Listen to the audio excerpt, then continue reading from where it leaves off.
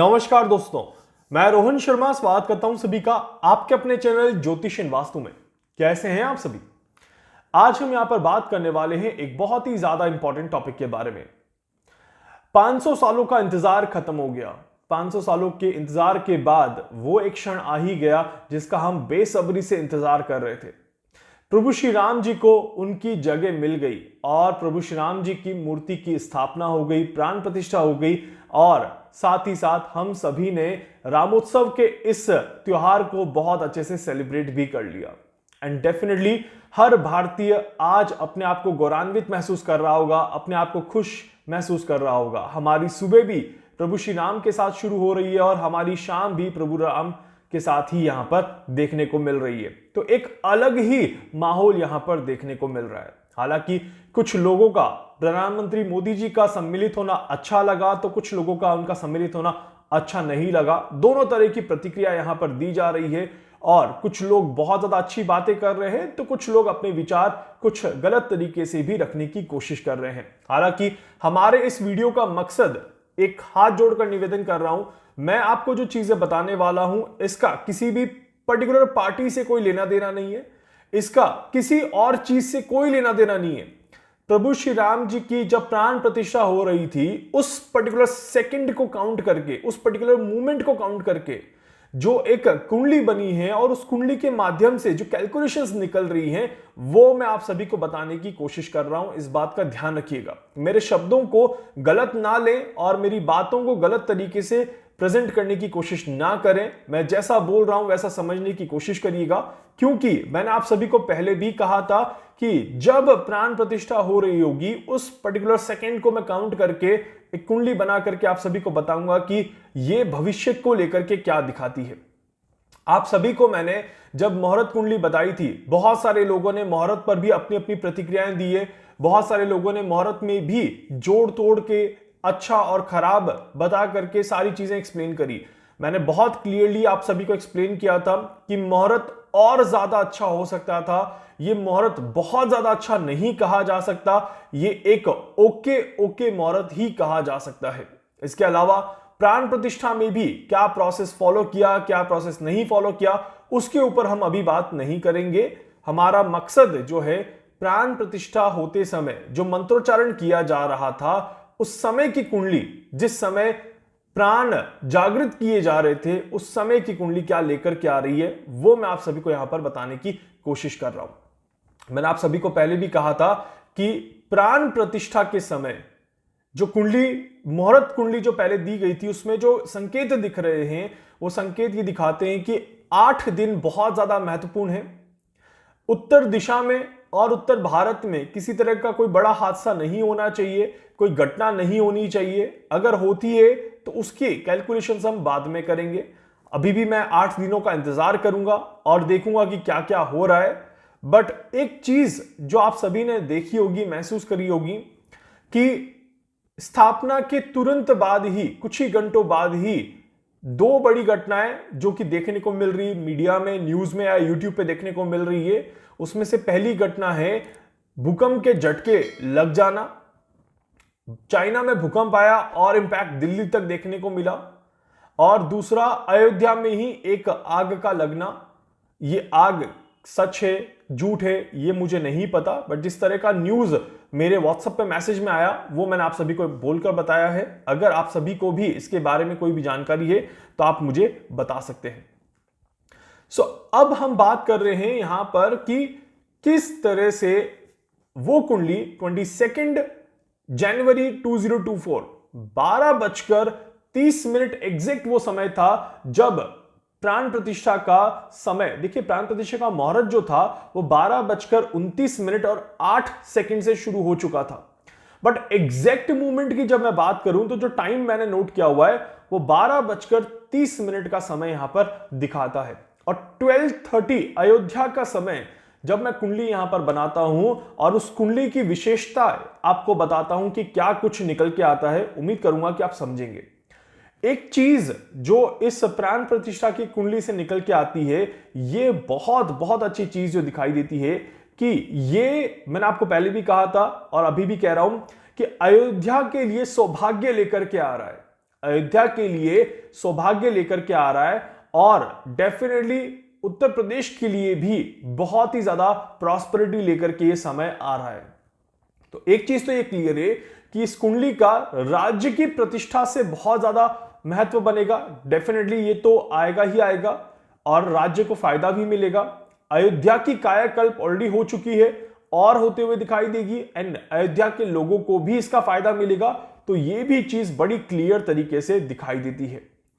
वैदिक शास्त्रों में एक चीज कही जाती है कि जब 5 ग्रह बहुत अच्छे हो जाएं या 5 योग बहुत अच्छे हो जाएं और 2 ही योग खराब हों, देखिए एक इंपॉर्टेंट रूल कि कोई भी ग्रह अपना काम करना बंद नहीं करेगा, ये चीज क्लियर है।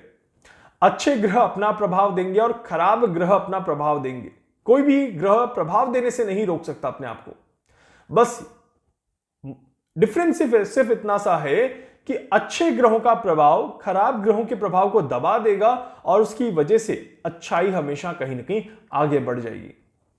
कुछ इसी तरह का योग भी यहां पर दिखाई दे रहा है कि प्राण प्रतिष्ठा का जो मुहूर्त था उस मुहूर्त में कमियां हैं, डेफिनेटली कमियां हैं, ऐसा नहीं कहा जा सकता कि कमियां नहीं है। बट कमियों के ऊपर अच्छे ग्रहों का प्रभाव होने से कमियों में थोड़ी सी कमी देखने को मिली और इस वजह से इस मुहूर्त में शुभता कहीं ना कहीं दिखाई देती है और इस मूवमेंट में कहीं ना कहीं शुभता दिखाई देती है। अगर हम देखिए अयोध्या की बात करें तो अयोध्या की जो राशि है वो मेष राशि है। अयोध्या का जो नक्षत्र है वो कृत्तिका नक्षत्र है। प्रभु श्री राम जी की जब प्राण प्रतिष्ठा करी जा रही है उस समय मृगशीरा नक्षत्र और उस समय जो राशि उदय हो रही है वो कन्या राशि उदय हो रही है। ये भी एक कन्या राशि जब प्रभु श्री राम जी की स्थापना हुई थी, जब भूमि पूजन हुआ था तब की बात कर रहा हूं। और आज जब प्राण प्रतिष्ठा करी जा रही है तब वृषभ राशि का यहां पर योग देखने को मिल रहा है। वृषभ राशि, कन्या राशि और मेष राशि। अयोध्या की मेष का इंपॉर्टेंस अगर हम यहां पर देखें तो प्राण प्रतिष्ठा के समय जो लग्न उदित हो रहा है वो मेष लग्न है, जो कि एक बहुत ही ज्यादा पावरफुल लग्न, क्योंकि देवगुरु बृहस्पति वहीं पर विराजमान है और देवगुरु बृहस्पति के विराजमान होने से काफी सारे जो दोष हैं वो नगण्य हो जाते हैं, वो बहुत ही ज्यादा कम हो जाते हैं। ये वैदिक शास्त्रों में बहुत अच्छे से एक्सप्लेन किया हुआ है। बट जैसे मैंने कहा हर एक चीज की एक पॉजिटिविटी भी देखने को मिलेगी और हर एक चीज की एक नेगेटिविटी भी देखने को मिलेगी। तो वो पॉजिटिविटी और नेगेटिविटी क्या है वो मैं यहां पर आपको एक्सप्लेन कर देता हूं। देखिए भगवान श्री राम का अगर हम एक ओवरऑल ग्राफ स्ट्रक्चर देखें 500 सालों का, तो जिस तरह से मंदिर बना, उसके बाद मंदिर टूटा और उसके बाद फिर एक संघर्ष देखने को मिला और एक कहते हैं कि प्रभु श्री राम के बर्थ के बाद भी उन्हें 14 इयर्स का वनवास देखने को मिला था और इस बार वनवास जो है वो 500 सालों का वनवास देखने को मिला। मतलब विद द टाइम वो टेंडेंसी क्या हुई, वो इंक्रीज हुई, वो डिक्रीज नहीं हुई। और इसके बाद 500 सालों के बाद आज फिर रामलला को वही जगह मिल गई जो उनकी अपनी है, जहां पर उन्हें होना चाहिए था और जिस तरह से उन्हें होना चाहिए था, जिस प्रतिष्ठा के साथ, जिस राजस्व के साथ उन्हें होना चाहिए था, वही उन्हें वापस मिल गया।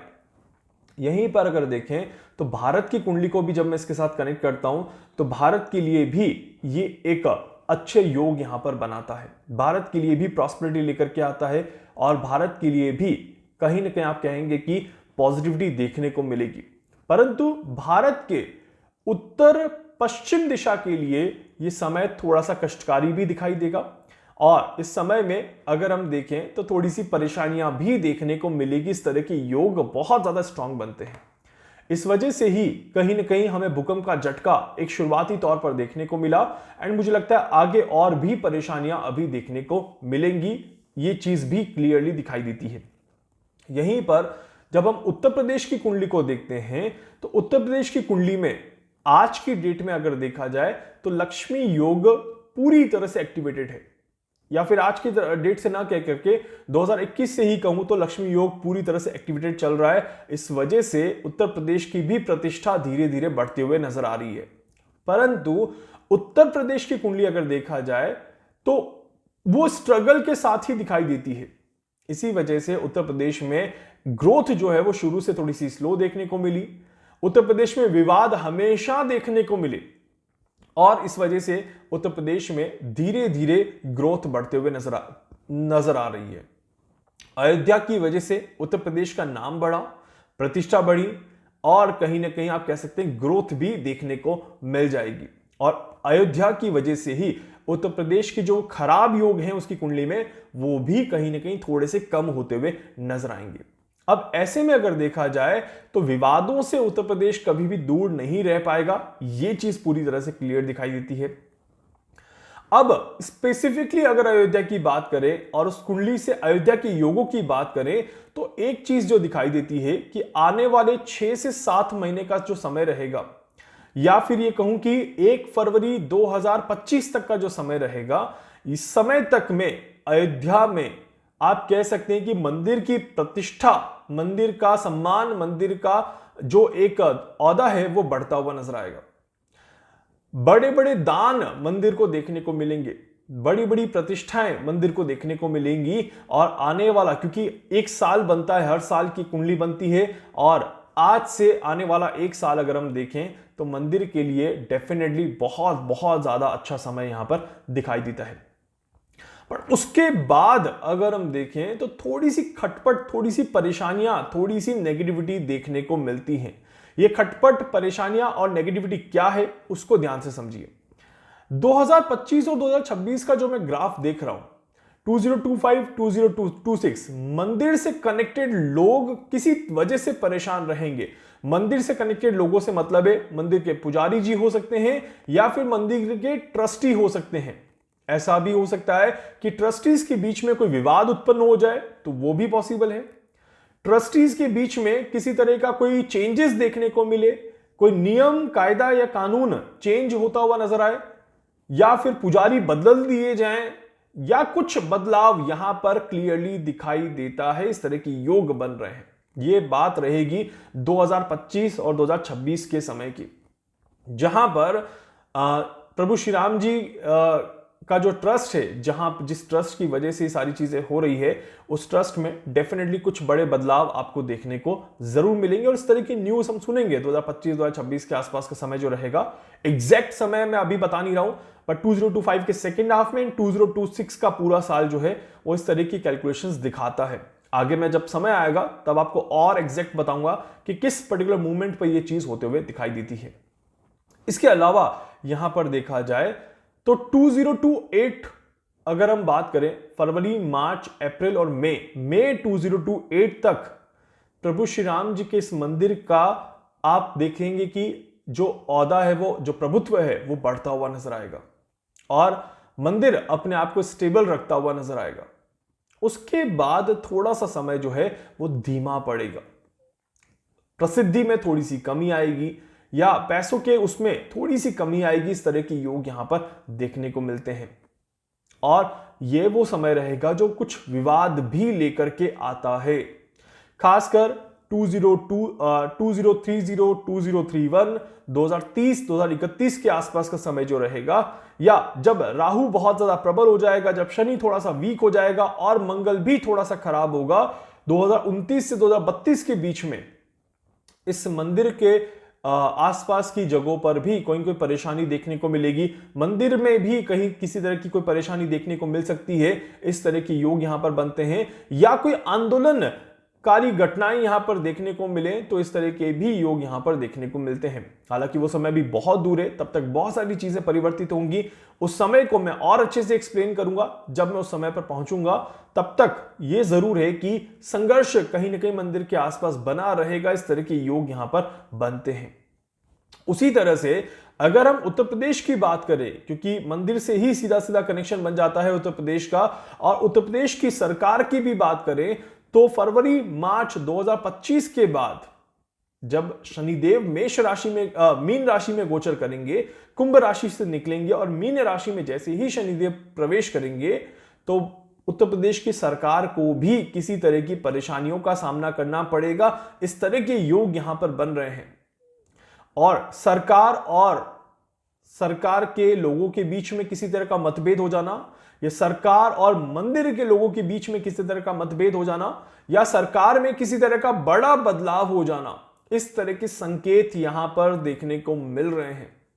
तो ये पूरी पूरी कैलकुलेशन यहां पर बड़ी क्लियरली दिखाई देती है। एक एक चीज मैंने आपको नोट करके बता दी कि कब तक बहुत अच्छा प्रभुत्व देखने को मिलेगा, कौन से समय में मंदिर अपने आप में स्टेबल रहेगा, कब थोड़ी सी परेशानियां आ सकती हैं और सरकार को कब किस तरह की परेशानी देखने को मिल सकती है और किस तरह की चीजें आने वाले समय में देखने को मिलेगी। बट डेफिनेटली एक चीज है, एक अच्छी चीज इस कुंडली में जो दिखाई देती है कि मंदिर का जो ये स्ट्रक्चर जो बना है, ये मंदिर का जो एक निर्माण जो हुआ है और प्राण प्रतिष्ठा जो की गई है, ये लंबे समय, मैंने आपको पहले भी कहा था, कम से कम 300 साल तो मैं देख ही रहा हूं कि बड़े आराम से स्ट्रक्चर बना रहेगा, कोई ज्यादा दिक्कत, ज्यादा परेशानी नहीं आएगी और पूरी तरह से चीजें यहां पर जो रहेंगी वो स्टेबल रहेगी। बट प्रॉब्लम्स आसपास चलती रहेंगी, ये चीज बड़ी क्लियरली दिखाई देती है।